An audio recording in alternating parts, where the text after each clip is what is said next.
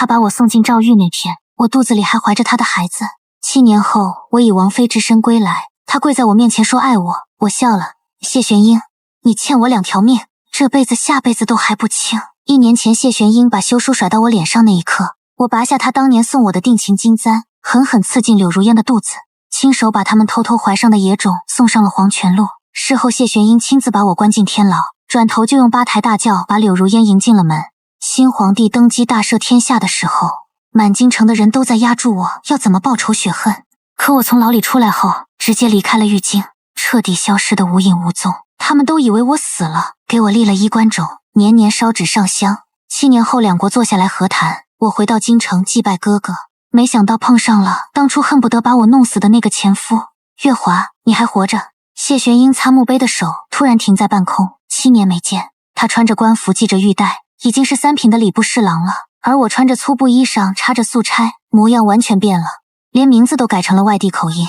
月华，我找了你整整7年，我真搞不懂，当年恨不能把我碎尸万段的人，现在装出一副痴情的样子，这是演给谁看？我没搭理他，只顾着把哥哥墓碑上的积雪扫掉。还记得当年出嫁那天，哥哥背着我，眼眶偷偷红了，有哥哥给你撑腰，以后要是被人欺负了，我把你背回来养你一辈子。可我后来被送进诏狱，再也等不到那个接我回家的人了。哥哥，我现在过得挺好，过2天我带他来看你。正想跟哥哥多说几句话，却被旁边的谢玄英打断了。月华，这些年你跑哪去了？跟我回家吧，我们都惦记着你。哥哥墓旁边有个矮小的墓碑，上面刻着吴七沈月华之位，墓前堆着厚厚的纸灰，还放着几块样子不太好看的桂花糕。我记得你喜欢吃桂花糕，每年你忌日我都亲手做了送来。以前他总说君子不该进厨房，没想到现在居然有心思捣鼓糕点了。我心里一点波动都没有，这些都凉了。我带你回城去祥福楼，那儿的糕点味道特别好。当年在诏狱里，他们把发霉的糕点塞进我嘴里，按着我的头逼我咽下去，我噎得喘不上气。他们在一旁哈哈大笑，说这是谢大人吩咐的，让我好好享受。从那天起，我一看见糕点就反胃。谢大人的手艺还是留给你夫人享用吧。月华，你别这样。谢玄英伸手想拉我，我侧身躲开了。他看见我走路一瘸一拐的样子，不敢相信地盯着我的右腿。当年我靠这条腿跳掌中舞，在整个玉京都出了名。你这腿，我轻描淡写地说了一句，断了。被送进诏狱第1天，他们就一寸一寸地把腿骨打断，然后又接上，再打断，反反复复折腾。右腿算是彻底废了。他张了张嘴，一个字都说不出来。雪越下越大，一阵冷风灌进喉咙，我剧烈地咳嗽起来。当年诏狱里的湿寒伤了肺，每到冬天就来折磨我。谢玄英赶紧解下身上的狐皮大，想给我披上。天冷，你身子不好。我侧身躲开，大肯掉在雪地里，沾上了泥污。谢玄英有点急了，月华，你这是何必呢？看看你穿的什么，这些年把自己折腾成什么样子了，跟我回去，至少吃穿不愁。可当年他把我送进诏狱的时候，明明说过死生不复相见，我忍不住，嘴角勾起一抹嘲讽的笑。回去？以什么身份？谢玄英有些心虚，吞吞吐吐的。如烟陪了我这么多年，我不能辜负她。我给你侍妾的名分，你放心，府里就你们俩。他好像觉得自己这个主意很不错，频频点头。你们俩本来就是闺中密友，这样也能和睦相处。我有点想笑，也真的笑出了声。7年过去了，他还是这么自以为是，他太把自己当回事，也太不把我放在眼里了。正僵持着，一个仆人气喘吁吁地跑过来，大人，夫人已经拜完求子观音了，问您什么时候去接她。话还没说完，墓园外就传来了马车声，华丽的马车帘子掀开，露出一张芙蓉般的脸。夫君，你来祭拜实验，怎么不叫我一起来？柳如烟扶着丫鬟下了车，目光落在我身上时，突然愣住了。没想到时隔多年，当年形影不离的4个人会用这种方式重逢。当年哥哥从死人堆里把谢玄英救了回来，而我心软，收留了快病死的流民柳如烟。他俩感恩戴德，说愿意做牛做马报答我和哥哥的救命之恩。可后来，他们俩狼狈为奸，逼死了我哥哥。如今，一个官至3品，一个诰命加身，而我的哥哥却永远停在了20岁，连尸骨都是老家仆从乱葬岗偷回来的。这是……谢玄英声音发涩，月华，跟我回去吧。柳如烟惊讶地捂着嘴，月华，你怎么这身打扮？以前你不是非绫罗绸缎不穿的吗？还有你这发饰，好像是北齐那边才有的。听说咱们这边被抓去北齐的女子都被充作军妓，你不会也……谢玄英脸色刷得白了。月华，你真的是北齐军纪。看着这两个各怀鬼胎的人，我答非所问，跟你没有什么关系。柳如烟已经恢复了高傲的神态，装出一副亲热的样子走上来。月华，何必这么见外呢？这些年我们都以为你死了，伤心了好久呢。他目光扫过我粗糙的衣裳，笑容更深了。妹妹这些年受苦了，既然回来了，就回家住吧。西厢的下人房正好空着一间。谢玄英好像没听出他话里的轻蔑，连连点头表示同意。不用了，我祭拜完哥哥就走。家里那位撵我，进京前就怕我会碰上谢玄英旧情复燃，今天趁他进宫，我才好不容易偷换了丫鬟的衣服出来祭拜哥哥。柳如烟却挡住我的路，头上的金簪在冬日阳光下格外刺眼，那是谢家传给儿媳的传家宝，当年在我头上戴了3年，后来我用它捅穿了柳如烟怀孕的肚子，没想到她居然毫无芥蒂地戴在头上，大概还是觉得谢太太的身份给了她足够的底气吧。有钱养人，不过7年光景，再也看不到当初快饿死的惨样了。虽说你在北齐人尽可夫，可这里是大臣，就算不替自己考虑，也替你哥哥想想，连死了都要被人戳脊梁骨。7年前我就见识过他的人面兽心，没想到就算当了官太太，还是改不了他的厚颜无耻。我们谢家的脊梁骨不是早就被你俩糟蹋没了吗？柳如烟笑容僵住了，谢玄英脸色阴沉。月华，过去的事不要再提了。我转头看着面前这两个人，为什么不能提？谢大人是怕丢人吧？当年你跟我成婚才1年，就跟我嫂子勾搭成奸，还怀了孩子。谢大人掌管礼部，请问这叫什么？红杏出墙，水性杨花，还是违背伦常，天理难容？柳如烟终于装不下去了。沈月华，你别给脸不要脸。刚才还深情款款的谢玄英神情复杂，却又一次坚定地站在柳如烟身后。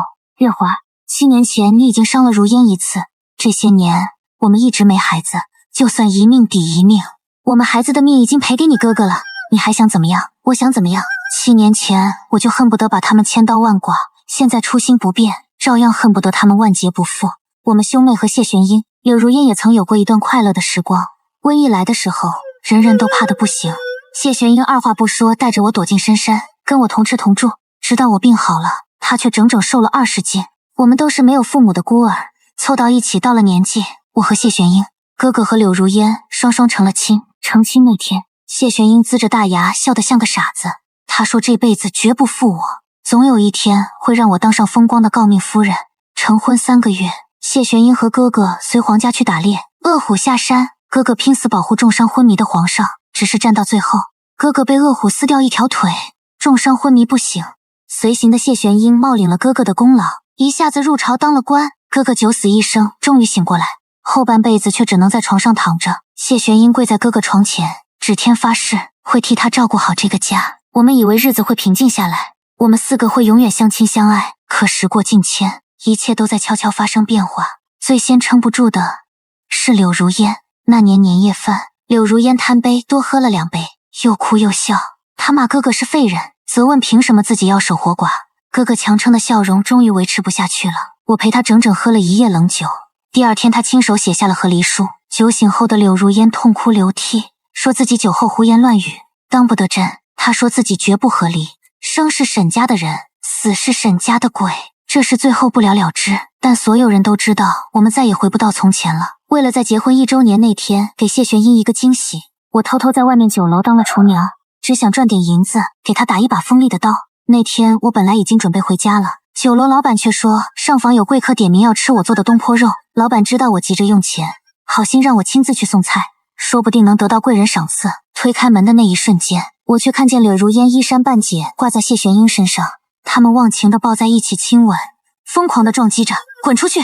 手里的东坡肉一下子摔在地上，他们终于回头看向我，神色却没有丝毫慌张。那一刻，我觉得自己像个傻子。谢玄英天天跟我哭诉自己背后没靠山，在朝中难做事，我深感自责，悄悄在外面做低贱的厨娘贴补家用，却不想她和柳如烟半天的酒菜和房钱，就够我们平常1年的花销了。柳如烟拢了拢身上的衣服，靠在谢玄英怀里。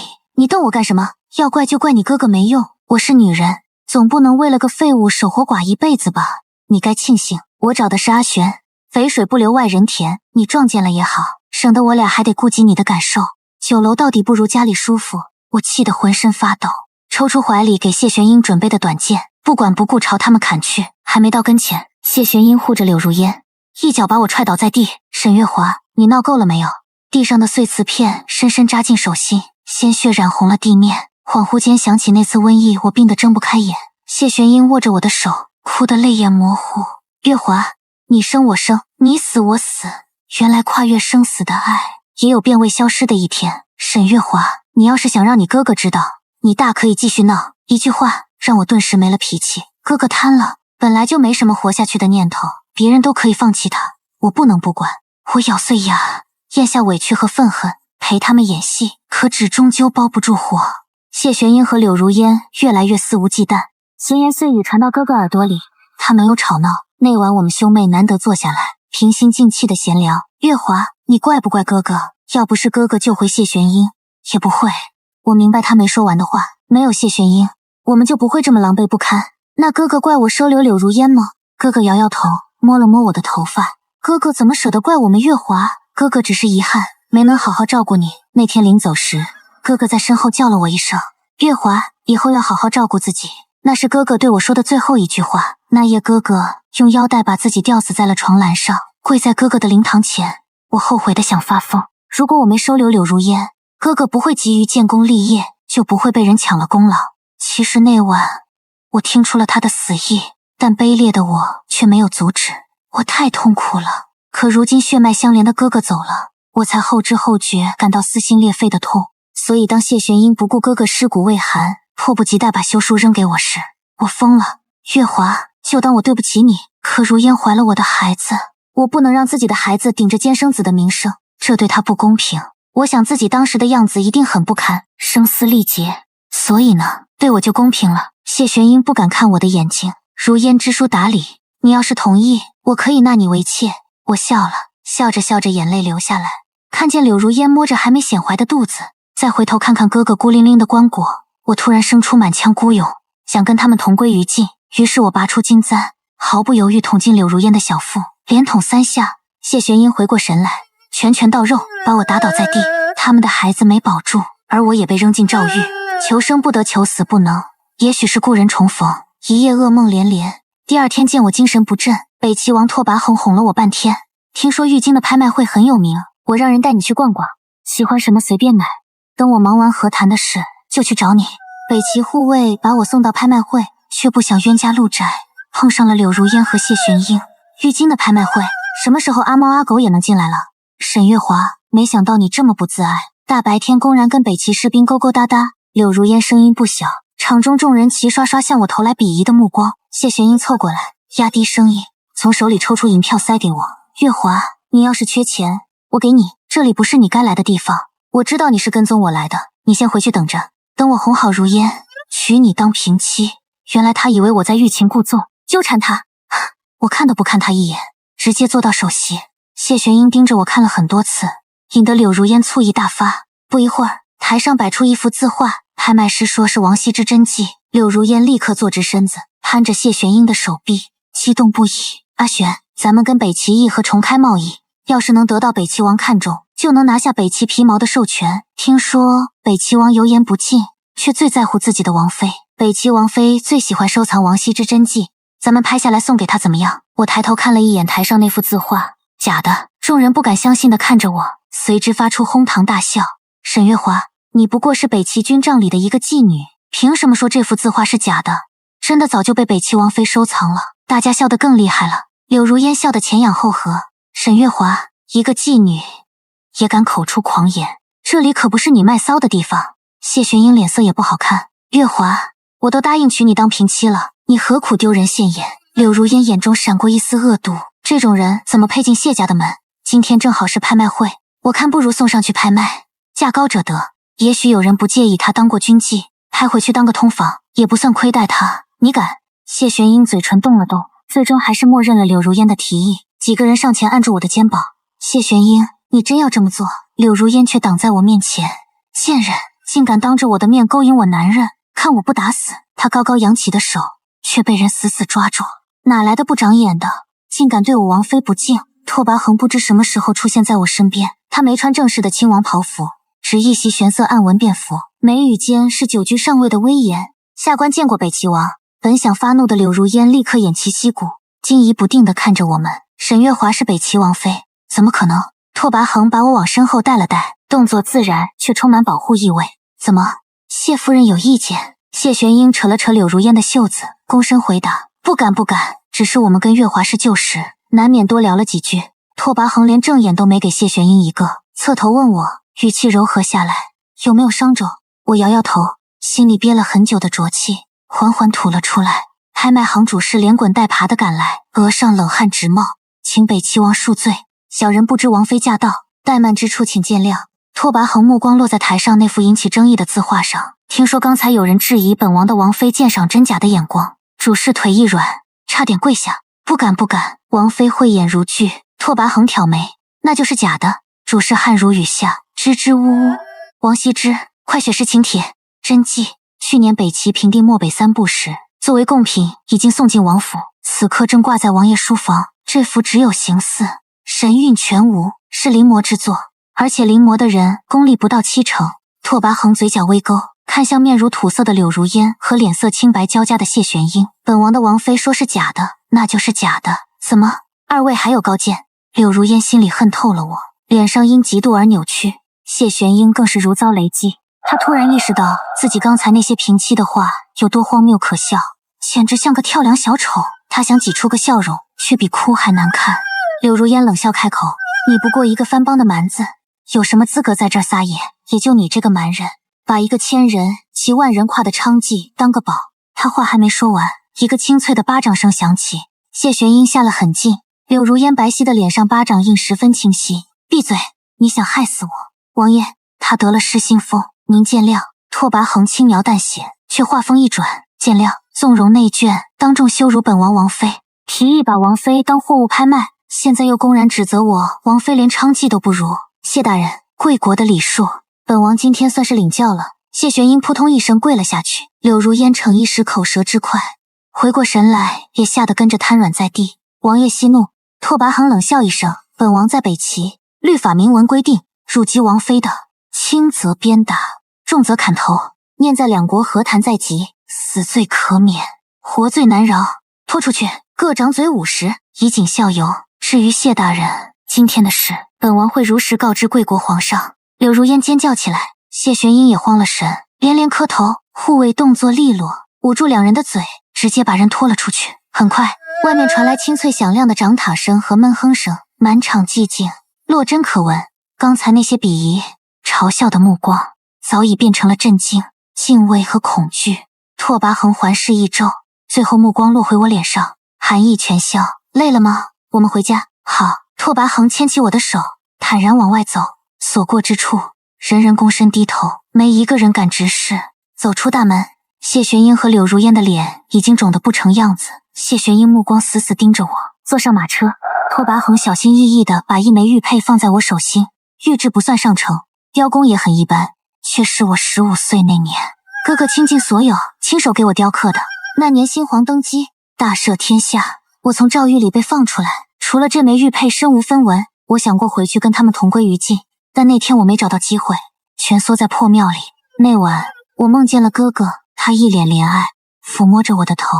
月华，离开玉京好不好？去北疆看看吧，那里有漫天大雪，很好看。在赵玉日日夜夜的折磨下，没掉一滴泪的我，在梦里泣不成声。我抱着哥哥，告诉他赵玉里打断腿真的很疼，从小连蟑螂都怕的我，要日日夜夜跟肥大的老鼠作伴。还告诉他，被扔进赵玉时，我流产了。谢玄英说错了，他欠我的是2条人命。梦醒后，我突然不想报仇了。我听哥哥梦里的话，朝北疆走去。不知走了多久，天气越来越冷，人烟越来越少。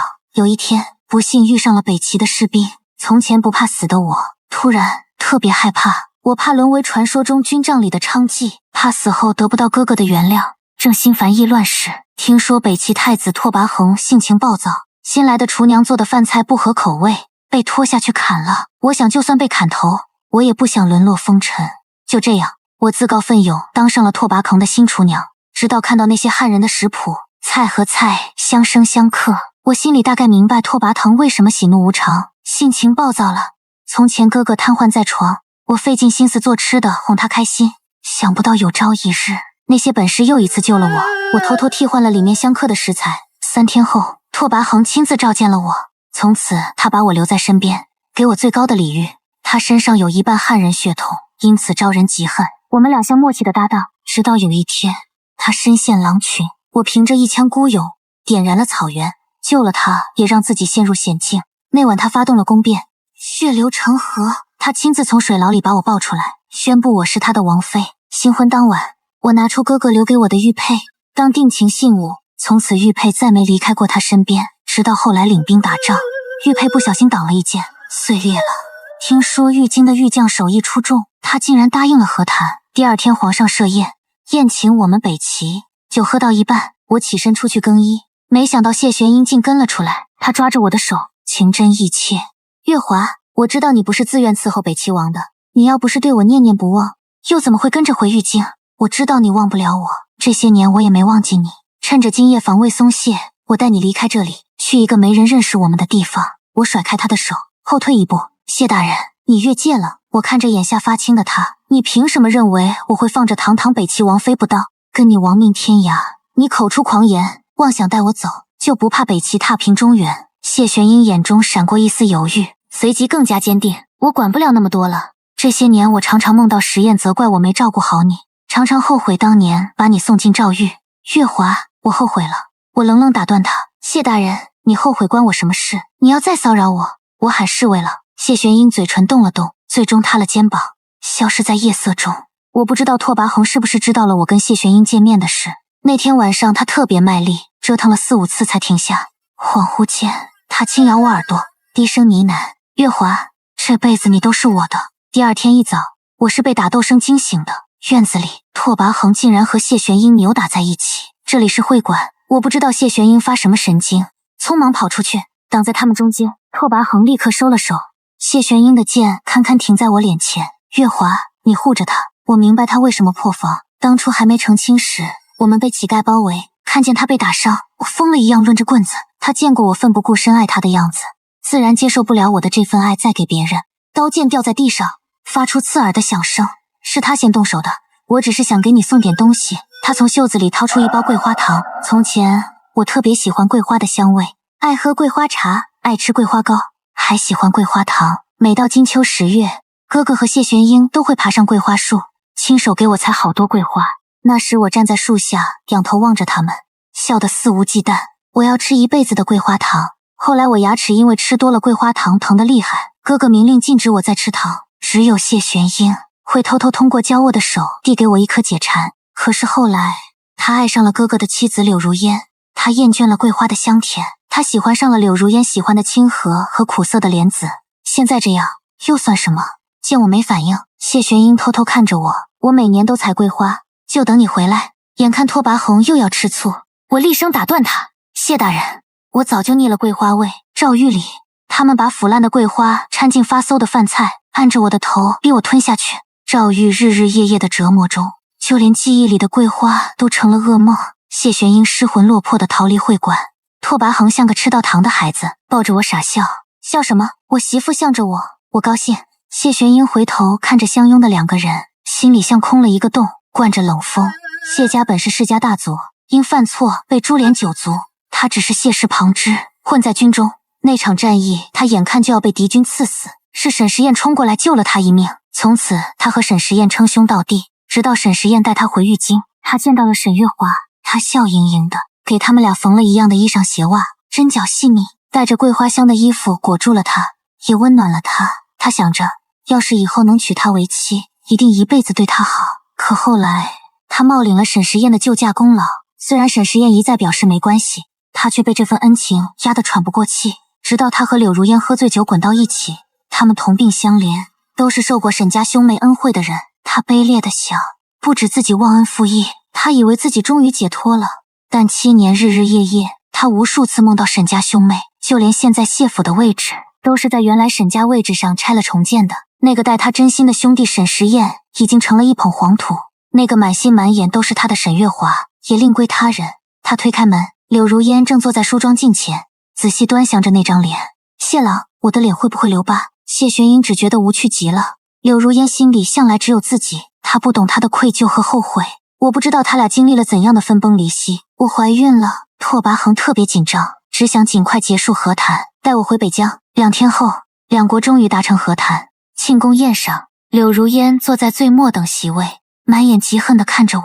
自由活动时间，她端着茶杯走到我面前。沈月华，你能不能要点脸？我已经怀了谢玄英的孩子，你为什么阴魂不散还要勾引她？她脸上铺了厚厚一层粉，眼底的疲惫显而易见。柳如烟声音很大，众人齐齐朝我们看来。凭什么？我陪她走过7年，她只见了你2面就要跟我和离。她张牙舞爪冲上来，却被身边的侍女挡住。哪来的疯婆子，竟敢污蔑我们王妃？就算你们大臣皇后跟我们王妃说话都得礼让3分，你算什么东西？柳如烟没占到便宜，面对众人的指指点点，向来养尊处优的她顿时失去理智。她骂我挟恩图报，逼迫她和谢玄英；她骂我克父克母克死哥哥。恍惚想起13年前我给父母上坟回来，风雪中柳如烟冻成了个雪人，黑黑瘦瘦的她死死拽着我裤腿求我救命。我心软，把她带回家。她醒来后跪在地上对我感激涕零。她说只要能留在我身边有口吃的，愿意当牛做马报答我。我顺从了自己的内心，却不想养了条中山狼。我一巴掌扇在她脸上，这一巴掌是替我哥哥打的。他待你如珠似宝，你却红杏出墙，背地里苛待他，直到哥哥去世，给他收拾遗体时，才看到他整个后背几乎全烂掉了。柳如烟口口声声说照顾哥哥累，却从头到尾没照顾他分毫。柳如烟瞪着眼不服气，我紧接着又一巴掌，这一巴掌是为我自己打的。我对你有救命之恩，你却恩将仇报，爬上我男人的床，鸠占鹊巢。柳如烟，你永远只配做阴沟里的老鼠，觊觎别人不要的垃圾。我的话彻底激怒了柳如烟，她想扑过来，却被赶来的谢玄英挡住。闹够了没有？还不够丢人现眼？滚回去！没我的吩咐不许出来。柳如烟见自己男人都不护着自己，疯狂大笑起来。谢玄英，你以为这样羞辱我就能挽回沈月华的心？别忘了，当初是你自己说沈家2兄妹压得你喘不过气，是你主动爬上我的床，当初是你拉着我在沈时宴的灵堂上苟合。你以为自己现在人模狗样，怎么不想想你的官位是怎么来的？谢玄英想捂他的嘴，却被他狠狠一口咬下去。皇上，皇上，谢玄英冒领救驾功劳，救你的人是沈时宴。皇上，谢玄英她犯了欺君之罪，罪该万死。我静静看着面前2个人，昔日恩爱，如今却狗咬狗。谢玄英好不容易让人把柳如烟带下去，她朝我走2步，满脸悔恨。月华，我后悔了。你说当初我要是不贪图富贵，不冒领时宴的救驾功劳，咱们是不是还好好的？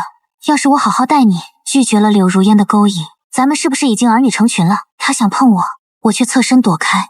月华，是我错了，我总想着时宴没了，你无父无母，没有任何依靠，除了我，你没别的选择。我真的很后悔，这些年没睡过一个安稳觉。他嘴里说着忏悔的话，可我们重逢后，他却还是坚定地站在柳如烟身后。他以为我身后无人，肆意践踏我的尊严，甚至想让我给他当通房。我抬头看着他，谢大人，你的道歉我不接受，也永远不会原谅，除非你能让我哥哥复活，能亲身经历我所受的一切再说。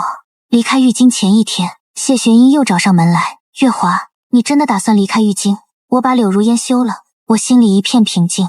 你们的事我不在乎，他却十分痛苦，可我在乎。我才知道他买通赵玉的人对你用了那么多刑。月华，我是不是很混蛋？我抬头看着他，谢玄英，你并不无辜，柳如烟能伤害我，全是你给他的权利。现在你想说自己毫不知情，可笑吗？谢玄英，你现在后悔跟我没关系了，我已经找到自己的幸福了。